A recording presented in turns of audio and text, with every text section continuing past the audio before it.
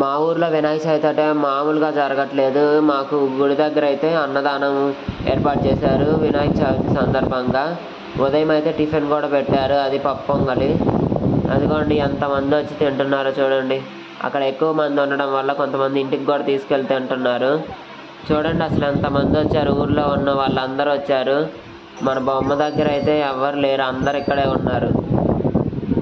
ఇక్కడ వచ్చి తినడానికైతే లైన్లో వెళ్ళాల్సిన అవసరమే లేదు, బఫే పెట్టారు కాబట్టి ఎవరికి నచ్చినట్టు వాళ్ళు తీసుకెళ్ళి ప్లేట్ తీసుకొని వెళ్ళి పెట్టుకోవడమే. బఫే అయితేనే కొంచెం బాగుంటుంది, అందరు తృప్తిగా తింటారు.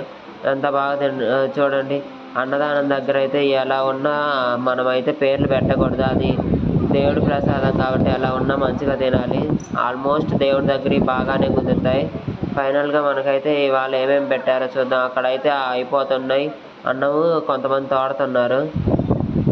ఫైనల్గా మనకైతే పప్పు, పచ్చడి, ఆలుగడ్డ fry, chips, sweet, white rice, పులిహోర, అలాగే సాంబారు, పెరుగు కూడా ఉంది.